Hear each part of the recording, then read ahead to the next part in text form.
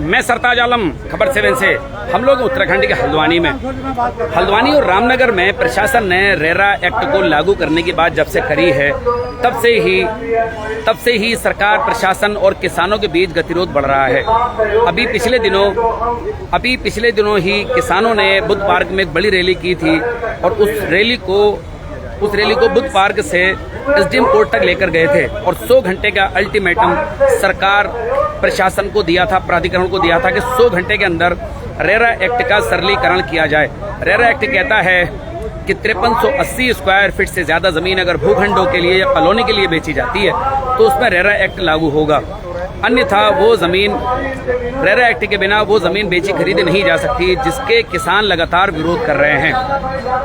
हालांकि कृषि के लिए बेची जा सकती है। अब किसान का मामला यह है कि अगर कृषि के लिए बेची ही जानी है तो कृषि वो खुद कर लेगा, लेकिन किसान की जिंदगी में जिस तरह की प्रॉब्लम्स आती हैं उसके लिए उसकी मजबूरी भी कई बार होती है कि वो जमीनों को बेचता है। लेकिन रेरा एक्ट उसको भूखंडों के लिए बेचने पर 5380 से ज्यादा रोक लगाता है। जिलाधिकारी का भी इस पूरे मामले में कई बार बयान आया, लेकिन इनके बीच हमेशा गतिरोध बढ़ा, कभी बात नहीं बनी।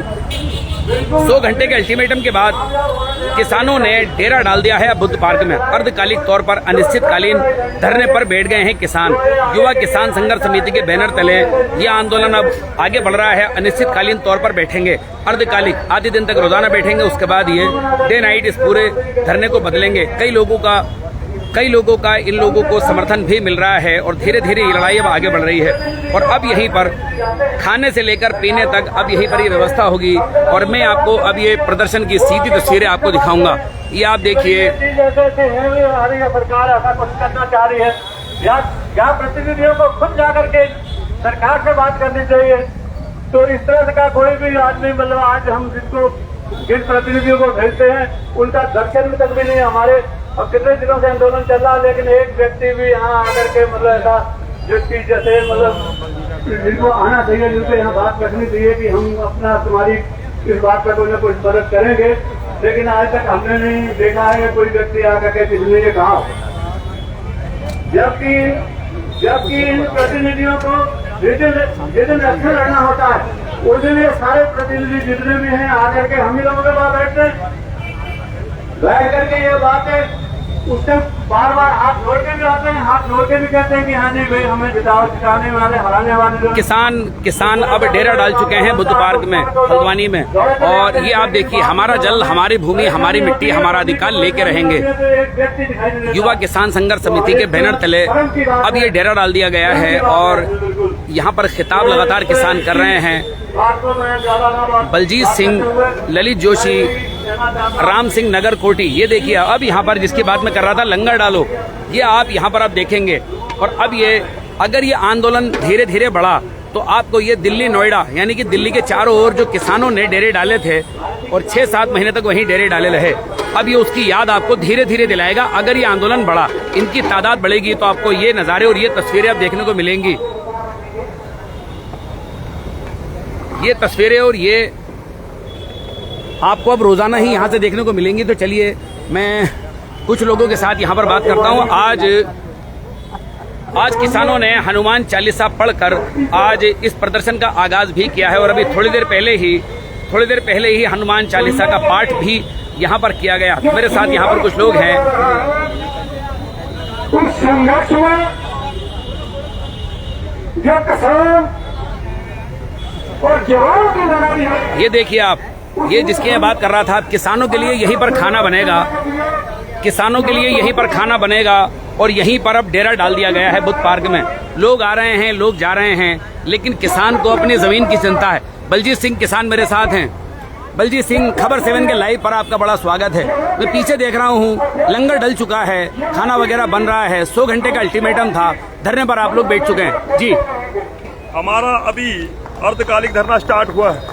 हमने किसान रैली के माध्यम से चिताया था कि आप हमारी मांगों को मान लीजिए। किसान से संबंधित मांग है, हम सरकार का विरोध नहीं कर रहे हैं, पर चंद अधिकारियों द्वारा हमारे दिल को बार बार दुखाया जा रहा है, हमारे जख्मों को कुरेदा जा रहा है। हम कहते हैं 5380 स्क्वायर फुट से ज्यादा जो जमीन है उसकी रस्सी आप खोल दीजिए स्क्वायर फुट में। हम बार बार वो मांग कर रहे हैं। कभी हमारे साथियों को बुलाया जाता है, और वहाँ से बयान जारी होता है 6 महीने का समय बढ़ा दिया जाए, 1 साल का समय बढ़ा दिया जाए। क्या किसान को बदुआ बनाना चाहते हो? जिस तरह कल एक टीचर की मौत हो गई सड़कों पर, आप उनका ध्यान क्यों नहीं देते? क्यों उस गड्ढों को भरने का काम आप नहीं करते हो? आपके द्वारा किसानों की जमीनों पर नजर गड़ा के बैठने का मतलब क्या होता है? मैं ये पूछना चाहता हूँ, किसान अपनी जमीन का मालिक है, आप ताला लगा के चाबी से उसको बंद करने का प्रयास मत करिए। किसान बंद नहीं होगा, किसान अपनी लड़ाई खुद लड़ने जमीन पर उतर चुका है। अभी हम अर्धकालिक धरना कर रहे हैं, इसके बाद हम गांव-गांव, हमारी टीमें गांव-गांव घूमेंगी और हम इसके बाद एक बड़ा ऐलान करेंगे महापंचायत का, जिसमें हजारों की संख्या में लोग हमारे बीच में निकल के आएंगे। ये हमारा धरना है। आज हमने लंगर शुरू कर दिया है, हनुमान चालीसा का पाठ करके प्रसाद वितरण करेंगे। आज हमने धरने की अर्धकालिक धरने की शुरुआत कर दी है। हमने तो बार बार हाथ जोड़ के निवेदन किया, हमारे चाहे विधायक जी हों, चाहे माननीय वंशीधर भगत जी बार बार प्रयास कर रहे थे। सुमित हरदेव जी ने सदन में हमारी आवाज उठाई, मैं धन्यवाद करना चाहता हूं उनका, पर हमारी लड़ाई मुकाम तक अभी तक नहीं पहुंची। और किसान युवा किसान संघर्ष समिति गैर राजनीतिक संगठन के किसी भी व्यक्ति को वार्ता के लिए नहीं बुलाया गया। बंद कमरों में जिस तरह आपने कानून लागू कर दिया, उसी बंद कमरों में बैठ बैठ के आप बैठकें करा रहे हो, हम उसका बड़ी तत्परता से विरोध कर रहे हैं। बलजीत सिंह, क्या अब दिल्ली नोएडा के बॉर्डर्स पर जिस तरह से किसान पड़े हुए थे, 6-7 महीने प्रदर्शन हुआ, अब ये खाना और ये प्रदर्शन अब धीरे धीरे क्या उसकी याद दिला पाएगा? इतनी भीड़ आप लोग यहाँ पर हो जाएगी आप लोगों की? आपने सरताज भाई, आप अच्छे पत्रकार हो, आपने जमीन में किसानों का आक्रोश देखा है। अभी हमारी फसलों का काम चल रहा है, गुड़ाई का काम चल रहा है, नराई का काम चल रहा है। जिस दिन हम आवाज मारेंगे, हमारे किसान सैकड़ों ने हजारों की संख्या में निकल के आएंगे। ऐसा रण तैयार हो चुका है, ऐसी हमारा फीडबैक है किसानों का। आज हमने धरने की शुरुआत करनी थी, हम चंद लोग, आज कुछ लोग हम आए हैं और आज हमारे संगठन हमें समर्थन देने आए हुए हैं। सब जगह से लोग आएंगे, एक बड़ी ताकत के साथ हम ये लड़ाई को लड़ेंगे। अच्छा बलजीत सिंह, जिलाधिकारी लगातार कोशिश कर रहे हैं। पंकज उपाध्याय जो कि प्राधिकरण के सचिव हैं और प्रताप बिष्ट जो कि भाजपा के जिलाध्यक्ष भी हैं, उन्होंने कल भी समझाने की कोशिश की और एक कई दौर की बातचीत किसानों की और इनके बीच चल रही है, लेकिन किसानों के और इनके बीच की लड़ाई जो है वो कभी भी पटल पर नहीं आई, कभी भी सहमति नहीं बन पाई। आप लोग मान क्यों नहीं रहे? ऐसा है, माननीय मुख्यमंत्री जी के पास भी होके आए, हम विरोध नहीं करते, हम कहते हैं अच्छी बात कर रहे हो, पर बात किसान की कीजिए। आपकी जिम्मेदारी है, आपका वोटर किसान है। अगर किसान का गला घोटने का प्रयास करोगे तो किसान उसका जवाब जरूर देगा। मैं तो धन्यवाद करता हूं जो कहे हैं, जो लोग लगे हुए हैं, पर बात किसान की करनी चाहिए, व्यक्तिगत किसी की बात ना करें। और ये समय बढ़ा के फिर किसान से एफिडेविट ले लोगे, फिर किसान को फंसाओगे, फिर किसान को जेल डालने की कोशिश करोगे बाद में आप, ना, बिल्कुल नहीं। जब तक कानून में परिवर्तन नहीं होगा, जब तक PCT वापस नहीं होगी, जब तक नियम में बदलाव नहीं होगा, तब तक हमारा धरना जारी रहेगा, हमारा संघर्ष हमारा जारी रहेगा। चलिए, बहुत बहुत शुक्रिया। तो ये बलजीत सिंह मेरे साथ थे। बलजीत सिंह अपनी बात कह रहे थे, लेकिन यहाँ पर अब जिस तरह से समर्थन मिल रहा है, छात्र संघ सचिव रहे कैलाश शाह वो भी यहाँ पर मौजूद हैं और लगातार समर्थन कर रहे हैं। मेरे साथ यहाँ पर अर्जुन बिष्ट यहाँ पर मौजूद हैं, ग्राम प्रधान प्रतिनिधि हैं और क्षेत्र पंचायत सदस्य भी रहे हैं। तो ये साहब, ये आपका खाना यहाँ पर ये बना रहे हैं, लंगर आप लोग डाल चुके हैं, तो आज कितने लोगों का इंतजाम है यहाँ पर जो आज प्रदर्शन में मौजूद रहेंगे और क्यों कर रहे हैं ऐसा? देखो, अर्धदिवसीय धरना हमारा प्रारंभ हो गया और किसान अपने घर से अनाज लाकर यहाँ लंगर चला रहा है और लंगर के बेस पे किसान ये भंडारे को इस तरीके से, अच्छा, बाजार से नहीं खरीदा है, अपने हाथ से उगाया है, सीधे ले आए? गाँव से हम इस अनाज को उगाकर यहाँ पर भंडारे के रूप में जी यहाँ पर लाए हैं। हाँ। और हमने यहाँ पर 200-300 लोगों का, हर आदमी, कोई भी किसान, कोई भी व्यक्ति यहाँ पर भूखा नहीं रहेगा। जो यहाँ पर सड़कों पे लोग आवारा की, मतलब ये कहूँ कि बेसहारा लोग बैठे हैं, तो उनको भी भोजन प्राप्त कराएंगे किसान। अगर सरकार नहीं चाहती, मतलब किसानों के साथ साथ बेसहारा लोगों का भी सहारा बनेंगे किसान आज? जी जी, ठीक है। चाहते क्या है बताइए? हम ये चाहते हैं कि रेरा कानून पर सरलता लाएं। अगर शीघ्र सरकार नहीं चाहती तो उग्र आंदोलन के लिए हम बाध्य होंगे। मैं निवेदन कर रहा हूँ शासन प्रशासन के कि इसमें सरलता लाएं, किसानों का उत्पीड़न ना करें। चलिए, बहुत बहुत शुक्रिया। तो ये देखिए, मेरे ख्याल से अब इनके लंगर में मुझे लगता है ये हलवा बन रहा है।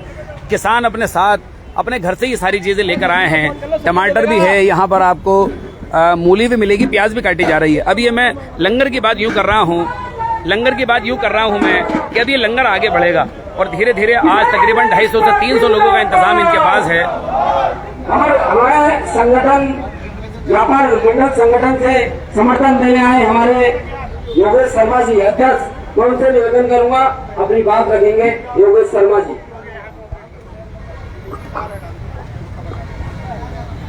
मेरे जोशीले किसान भाइयों, ये संघर्ष जो चल रहा है, मैं हल्द्वानी व्यापार मंडल की ओर से आपको आश्वासन देना चाहता हूं कि इसमें आपको कहीं भी हल्का महसूस नहीं होने जाएगा। मैं आपसे वादा करता हूं, किसानों को इस आंदोलन को, किसानों का, व्यापारी का और एक जनता का आंदोलन का रूप देंगे हम। मेरा आपसे वादा है, ये आंदोलन यहाँ नहीं, शहर के कोने कोने में बिखर जाएगा, हर जगह आंदोलन की आंधी जाएगी। मेरा सभी किसान भाइयों से वादा है कि आप बिल्कुल अकेले नहीं है, व्यापारी तन मन धन से आपके साथ है। ये मेरा आपसे वादा है। आपकी हर लड़ाई में हम कंधे से कंधा मिला के साथ हैं, क्योंकि आप हमारे साथ हैं, हम आपके साथ हैं। इसको मेरे किसान भाइयों बिल्कुल मत समझो कि हमारा आंदोलन हल्का पड़ेगा। हमारा आंदोलन तो दिन पर दिन तेज होगा, ये मेरा आपसे वादा है। ये कल भी हमारा था, आज भी हमारा, कल भी हमारा होगा। जय हिंद, जय भारत, जय जवान, जय किसान, जय किसान। भारत माता की, भारत माता की। अभी तली अंगड़ाई है, अभी तली अंगड़ाई है। किसान एकता जिंदाबाद, किसान एकता जिंदाबाद। कार्यक्रम को आगे ले जाते हुए मैं तुरंत मेंढवाल जी से कहूंगा, आप अपनी बातें रखेंगे। और भी कोई किसान अगर अपनी चलिए कुछ और लोग भी हैं, पीछे की ओर कुछ और लोग हैं और इनसे बात करते हैं। ये आप देखें, अगर कोई मंच पर बोलना चाहे तो क्या अपना नाम अंकित करेगा जी। तो ये जिसकी बात देखो मैं कर रहा था, किसान डेरा डाल चुके हैं और लंगर भी यहाँ पर डला है और इंतजाम पूरे हैं। अब देखते हैं किसानों का आंदोलन किस करवट जाएगा और ऊंट किस करवट बैठेगा। तो चलिए, किसान यहाँ पर काफी हैं, नजरिए अलग अलग हैं, मिशन एक है, उनसे बात करते हैं। क्या नाम है सर आपका? मेरा गोपाल सिंह नाम है। गोपाल सिंह साहब, ये लंगर डाल चुके हैं, यहाँ पर डेरा भी डाल दिया आपने। हमने ठान लिया है, हम इस आंदोलन को जीतने के बाद ही यहाँ से उठेंगे। हमने पूरा ठान लिया है कि पुराने कानूनों की जो इन्होंने विसंगतियों को बिना दूर करे, जो इन कानूनों को लगाया है, ये इनको तुरंत स्थगित करें और पहले अपनी पूरी तैयारी करें कि हमारी भौगोलिक स्थितियों को देख के अपनी पूरी तैयारी करें। हम जो है विकास के पक्षधर हैं, हम भी चाहते हैं कि शहर में सुनियोजित विकास हो और सुनियोजित विकास के पक्षधर हैं। हम चाहते हैं इन कानूनों को जो है सरलीकरण करके लगाया जाए, तब तक के किसानों को राहत दी जाए।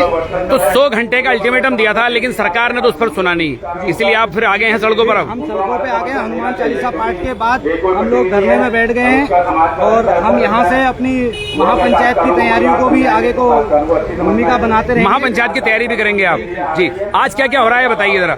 आज हमने यहाँ पर धरना प्रदर्शन कर दिया, अपना लंगर चला दिया है। जी जी जी। और हमारे लोग भी हमारे साथ जुड़े हुए हैं आंदोलन में। आज कौन कौन किन किन लोगों का समर्थन दिया है आज आप लोगों को? आज किसान संगठन, व्यापारी लोगों का, सारे लोगों का हमें संगठन से समर्थन प्राप्त है। ठीक है। भारतीय किसान यूनियन भी मुझे दिखाई दे रही है यहाँ पर। भारतीय किसान यूनियन के हमारे अध्यक्ष जी भी यहाँ पर आए हुए हैं। अध्यक्ष जी से बात कराएंगे जरा, भारतीय किसान यूनियन के जो अध्यक्ष जी हैं, चलिए उनसे बात करते हैं। भारतीय किसान यूनियन के अध्यक्ष भी हैं। लेकिन मैं तहे दिल से निवेदन करूंगा, चाहे वो किसी भी पार्टी से हो, एक काश्तकार है वो सभी से जुड़े हुए होते हैं। काश्तकार ही पूरी देश की रीढ़ की हड्डी है, जिसके दम पे पूरा समाज पड़ रहा है। मतलब हम लोगों को या सभी लोगों को एक निजी, मतलब अपना इसको व्यक्तिगत लड़ाई समझ के सबको साथ देना चाहिए।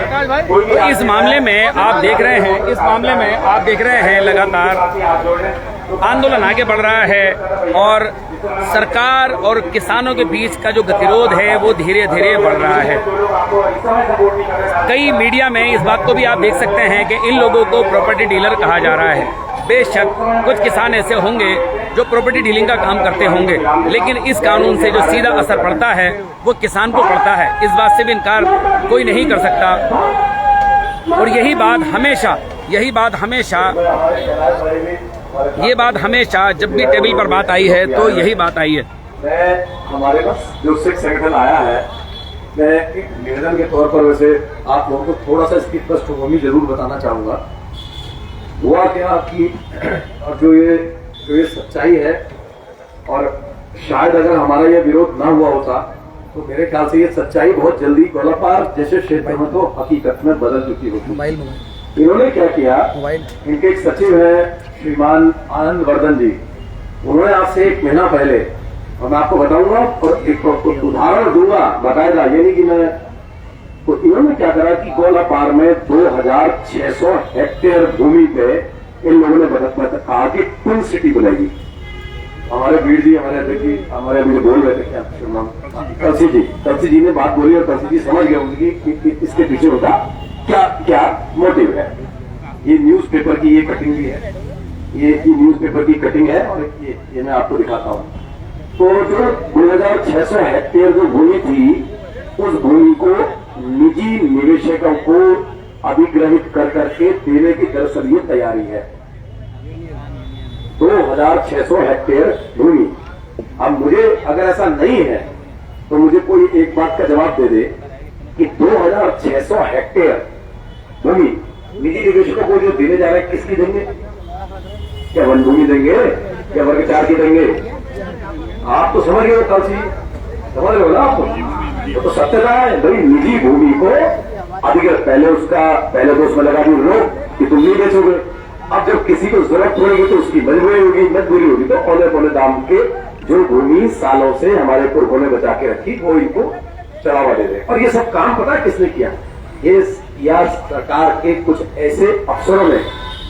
आश्चर्यचकित है, मैं तो माइक में खुलेआम ही बोलता हूँ, इस दिन अगर खुलेआम हो जाएगी तो देखी जाएगी। वो 14 साल से यहाँ जगह को है, 20 साल उत्तराखंड राज्य को है, 14 साल से कभी पहाड़, नीति, माणा, उधर चमोली और इधर पिथौरागढ़ के बिल्कुल आपके ये इस इलाकों में नेपाल के बॉर्डर में यहाँ कभी नहीं रहे मलाईदार पदों में। अब उन्होंने क्या कहा? अच्छा, वो जिम्मेदार है हल्द्वानी में जो डेंगू हो रहा है ना, वो जिम्मेदार है वो इसके जिम्मेदार है। जिस प्राधिकरण को उन्होंने हल्द्वानी में लगाया, जिसके सचिव वो होते हैं माननीय, वो ही हमारे यहाँ नगर पालिका के एग्जीक्यूटिव अफसर भी हैं। कोई उनसे ये नहीं पूछता कि भाई तुम ये बताओ कि जब तक तो लगाम थी तुम्हारे हाथ में, या यूं कहूं कि जब तक तो लगाम है आज तुम्हारे हाथ में प्राधिकरण की, तब तो तुमसे संभल रहा नहीं घोड़ा। अब आज प्राधिकरण के टट्टू पर बैठ करके बात मत करो घोड़सवारी की। मैं इसलिए बोल रहा हूं कि जो काम आपको दिया गया उसमें तो आप हो गए फेल। आपने दूसरा काम पकड़ लिया, आपने कहा भैया ऐसा दिल्ली मुंबई के 8-10 बिल्डरों को पकड़ लाओ, जमीन का गोलापार में अधिग्रहण कर दो, हल्द्वानी, मुखानी, हमारा बमोरी, पिठोरिया, गैर वैशाली, लामा चौक तक सारी भूमि में लगा दो रोक। उसके बाद इनका हम धीरे धीरे पैसा लेकर के कंपाउंडिंग करेंगे। आज मैं आपको एक सच खोल रहा हूँ, पत्रकार बंधु, आप विशेष तौर पर खबर 7 का हमारा छोटा भाई बड़ा जबरदस्त डालते रहता है। तू तो किसान आंदोलन का अजीत अंजुम भाई, धन्यवाद तेरे को। तो मैं आपको बता रहा हूँ कि हाँ, सरदार भाई ने बहुत बहुत बहुत सच दिखाया है। तो मैं आपको बता रहा हूं 20,000 हेक्टेयर भूमि वर्तमान निर्देश, देखो मैं फिगर एग्जैक्टली नहीं बोल रहा हूं, ऐसा नहीं 20,000 से ज्यादा होगी, कम नहीं होगी। 20,000 हेक्टेयर भूमि में इन्होंने रोक लगा दी वीर जी कि आप रजिस्ट्री नहीं करा पाएंगे। अब 20,000 हेक्टेयर भूमि में रोक लगा दी तो क्या होगा? अगर 1 लाख रुपया प्रति हेक्टेयर भी कंपाउंडिंग के नाम करके, जैसे बिल्डिंग 8 मंजिल की बिल्डिंग होती है वो 12 मंजिल की बन जाती है, तो 4 मंजिल का कंपाउंडिंग होता नहीं होता है? कोर्ट ने तक कहा है, उत्तराखंड के कोर्ट ने कहा कंपाउंडिंग एक तरह की चोरी है। अब 20,000 हेक्टेयर जो भूमि जो उन्होंने रोक पे लगा दी, ये गोलाबार को छोड़ के बोल रहा हूं, 1 लाख रुपया प्रति हेक्टेयर भी अगर बाय देंगे, कंपाउंडिंग की घूस के चक्कर में अगर ले लेंगे, आप जानते हैं कितना पैसा इकट्ठा कर सकते हैं। मैं गलत तो नहीं कह रहा भाई, 20,000 हेक्टेयर से ऊपर ही होगी भूमि। धनबाद जी गलत तो नहीं कह रहा, मैं सत्यता है 20,000 हेक्टेयर, 1 लाख रुपए हेक्टेयर भी घूस लेंगे ना, ये मरता क्या ना करता आदमी देगा। ये पूरा खेल कल सीधे यहाँ ये चल रहा है। और क्या हो रहा है कि शहर में कई लोग जो इससे प्रभावित होते जा रहे हैं, जो हमसे जुड़ते जा रहे हैं। हमारे व्यापार मंडल के बंधु भी, योगेश भाई भी यहाँ थे। मैं लास्टली एक बात और करना चाहता हूँ, और हमारे जो लोग यहाँ पर बैठे हुए, आप प्रॉपर्टी का काम करते हो या फिर किसानी करते हो या फिर व्यापार मंडल में कहीं कोई पदाधिकारी हो या फिर अपना छोटा मोटा कोई भी व्यापार करते हो, आप मेहनती लोग हो। आप अगर किसी से एक व्यक्ति दिन रात धूप में जा करके जैसे लेट कर आता है, एक प्लॉट किसी को बिकवाता है और बीच में सुविधा शुल्क ले लेता है ना, तो मैं अधिकारी गणों से बोलता हूं, वो सुविधा शुल्क जो एक छोटा सा जमीन का काम करने वाला व्यक्ति एक प्लॉट को दिलवा करके अपनी मेहनत से, अपनी हिम्मत से, अपनी भाग दौड़ से, अपने दिन में धूप में तप करके, जाड़े में ठंड से निहाल होकर करके अगर एक प्लॉट बेच करके कुछ पैसा कमाता है, तो वो सुविधा शुल्क तुम्हारे, मैं इन अधिकारियों से कहता हूं, तुम्हारे उस सुविधा शुल्क से कहीं बेहतर है जो सुविधा शुल्क तुम किसानों की जमीनों को, लोगों की जमीनों को जबरन रोक करके उनको परेशान करके टेबल के नीचे जो सुविधा शुल्क लेने की जो तुम्हारी इच्छा है, जो तुम्हारी फितरत है, वो सुविधा शुल्क से बहुत कहीं लाख गुना सुविधा शुल्क वो बढ़िया है जो हमारा एक आम प्रॉपर्टी का काम करने वाला करता है। तो मेरा इस बात को कहना है, कई लोग मैं मायूस दिखता हूं जब उनको डीलर बुलाया जाता है, तुम्हारी यार मान गया ना तुम किसी की चोरी कर रहे हो क्या, किसी की जमीन को जबरन बेच रहे हो क्या? तुम लोगों को हिम्मत होनी चाहिए इनसे पूछने की कि जो तुमको रोज अखबारों में प्रॉपर्टी डीलर साबित करते हैं ना, तुम लोगों को खुद इनसे क्वेश्चन पूछने की हिम्मत होनी चाहिए कि तुम्हारा सुविधा शुल्क जो तुम जबरन चोरी का लेते हो, घूस का लेते हो, वो ज्यादा बढ़िया है? हम दिन भर की तरह धूप है अपने बच्चों के लिए जो है दिन भर भाग करके एक प्लॉट बेच करके किसी से खुशी को सुविधा शुल्क लेते हैं तो वो बढ़िया है? ये तुम्हें प्रश्न पूछना पड़ेगा। सोशल मीडिया के माध्यम से पूछिए इन प्रश्नों को। आंदोलन लंबा है, ये बम पटाखा नहीं है कि आपने कह दिया कि साहब आज आपने पटाखा फोड़ दिया फट जाएगा। हम और बलजीत या राम सिंह या कई, ये सिर्फ किसी एक का आंदोलन नहीं है। आप सबको इसमें भी जिम्मेदारी समझनी पड़ेगी और जवाब देखना सोशल मीडिया के माध्यम से दीजिए। आप सभी का बहुत बहुत स्वागत है। प्रसाद भी बन रहा है। मैं एक बार उम्मीद करता हूँ बलजीत तुम्हें भी, मतलब बलजीत भाई इसमें पूरा प्रकाश डालेंगे कि मेरे ख्याल से हफ्ते भर के बाद या 10 दिन के बाद मैं समझता हूँ इस सदन को एक फैसला लेना पड़ेगा महापंचायत का, जिसमें हमारे कलसी जी वगैरह इन सबसे वो लेंगे। मशाल जुलूस भी, यहाँ पहले मशाल जुलूस भी होगा। आज ही हम सोच रहे हैं कि उसकी आपस में तयशुदा करके घोषणा कर दें। लड़ाई लंबी है मित्रों, आप सबको रोज अपनी उपस्थिति देनी पड़ेगी। किसी कारणवश कोई अगर कहीं चले गए, हम तो बुखार में हैं, हम तब भी आ जाते हैं। आप लोगों को भी देखो, जिम्मेदारी अगर किसी की होती है तो हर उस शख्स की होती है जिसको इस बात का दर्द है, जिस चीज से आपकी रोजी रोटी जुड़ी हुई है। तो आप सभी लोग अपनी अपनी समझ करके आए। रोज खाना हम एक साथ ही खाएंगे और सबको बुलाइए। एक चीज और कह रहा हूँ, युवाओं को बुलाइए, पढ़े लिखे लड़कों को बुलाइए, डिग्री कॉलेज के बच्चों के छात्र संगठन के लोगों को बुलाइए, व्यापार मंडल को बुलाइए, कर्मचारी नेताओं को बुलाइए। अरे सभी तो समाज का अंग है भैया, किसान समाज का अंग है तो क्या और बाकी समाज के अंग नहीं है? सबको बुलाइए, सबके साथ भोजन करेंगे और इनको अच्छी तरह से जवाब देंगे।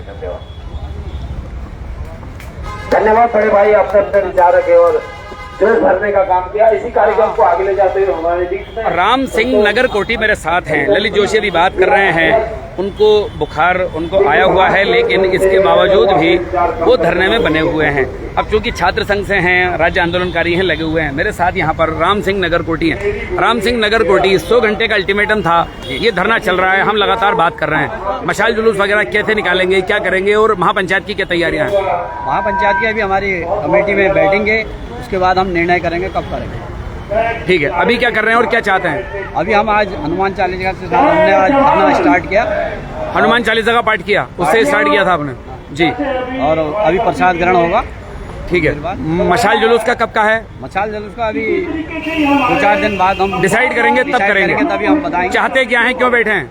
हम ये चाह रहे हैं कि साहब, ये दुर्भाग्य है हमारा रामनगर तहसील और हल्द्वानी तहसील का कि जो यहाँ रेरा और प्राधिकरण लगाया गया वो किसानों को गलत तंग किया जा रहा है। और तीसरी ट्विन सिटी का घोर विरोध है हमारे गोलापार में। अगर ट्विन सिटी बनी तो गोलापार के किसानों के लाशों के ऊपर ट्विन सिटी बनाएंगे। किसान बिल्कुल इसको वो नहीं कर पाएगा, सहन नहीं कर पाएगा, बिल्कुल नहीं। जो हमारे माँ बापों ने, हमारे बाप दादाओं ने वो जमीन बहरा रखी और वो आज उसको खोद करके मतलब अनाज उगा रहा, तो उसको ट्विन सिटी के लिए बिल्कुल नहीं देगा। नगर कौटी साहब डेरा डाल दिया अनिश्चित काल के लिए। लंगर भी डाल दिया है।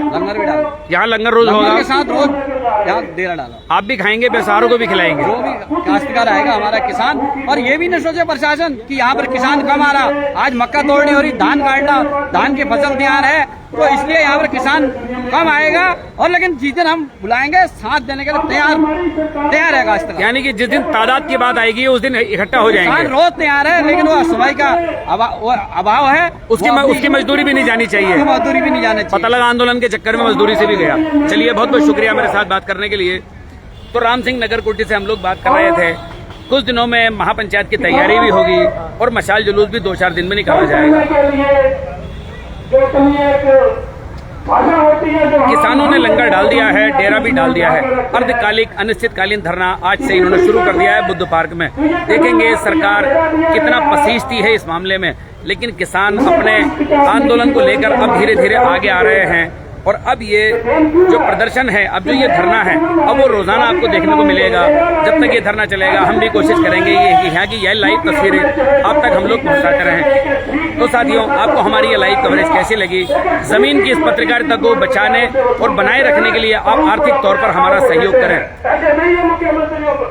सरकारों और कॉरपोरेट के बहाने इस जर्नलिज्म को ना छोड़ा जाए, वरना गोदी मीडिया की तरह, स्टूडियो की पत्रकारिता की तरह हाल होगा। हम ईमानदारी से कोशिश करते हैं कि सड़क पर जो चल रहा है वो सीधी तस्वीरें आप तक पहुंचाई जाएं। तो साथियों, आपको हमारी ये लाइव कवरेज कैसी लगी बताना ना भूलें और इसमें लाइक, शेयर और कमेंट जरूर करें। साथियों, मैं चलता हूं। मैं आपका दोस्त, आपका भाई, मैं सरताज आलम, खबर 7 हल्द्वानी।